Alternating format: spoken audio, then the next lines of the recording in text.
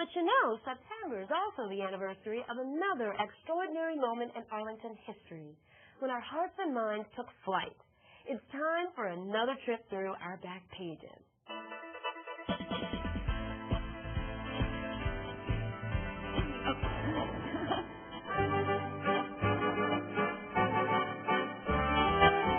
Wilbur and Orville Wright made their first powered, heavier-than-air controlled flight on the morning of December 17, 1903, at Kitty Hawk, North Carolina. They made 4 flights that morning. The best one was less than 900 feet in 59 seconds, so they knew that they were going to have to push themselves and improve their performance. They went home to Dayton, and by the end of 1905, they have a practical airplane that they can sell. But they didn't have their patent yet. They decided that they didn't want to reveal their invention until they had a patent to protect it and contracts to sell their airplane. And that didn't happen until the spring of 1908. People knew that the Wrights were out there. They knew what the Wrights claimed to have done.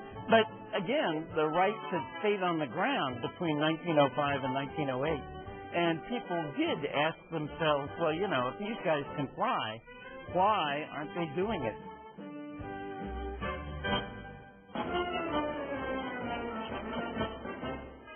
Well, this is where it all happened, Fort Myers, Virginia.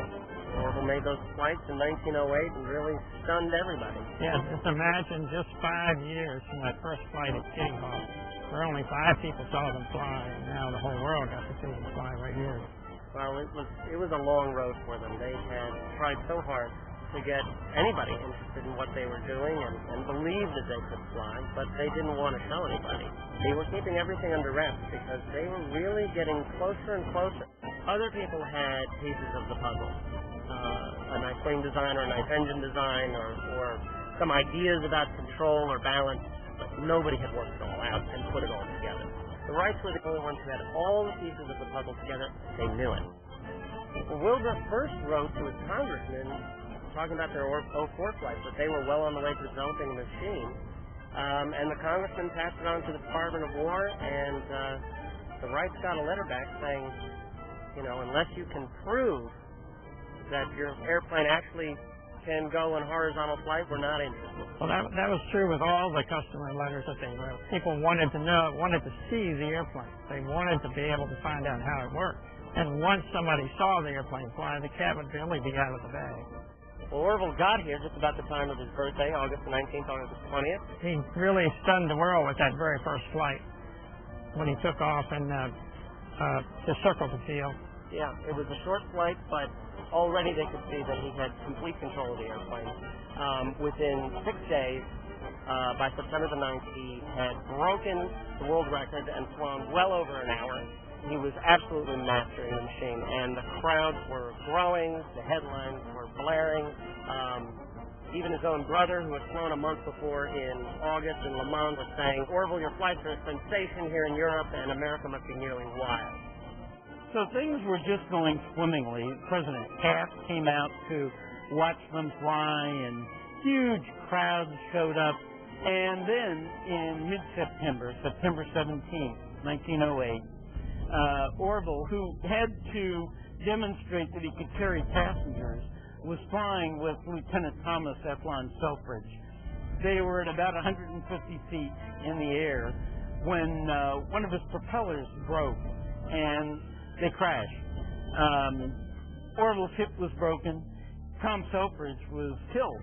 He was the first human being to die in a powered airplane crash.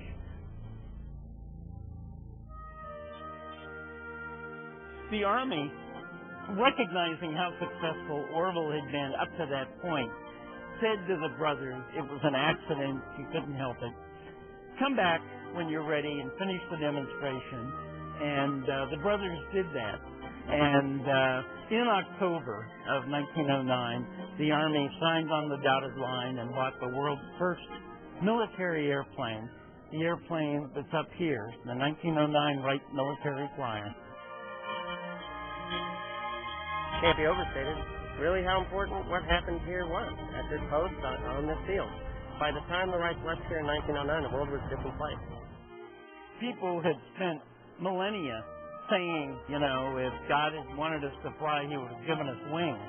And now you could go out and actually see people flying in machines crafted by human brains and hands. And it kind of said to people, if we can do that, what can't we do? It sort of opened the doors of possibility to the 20th century.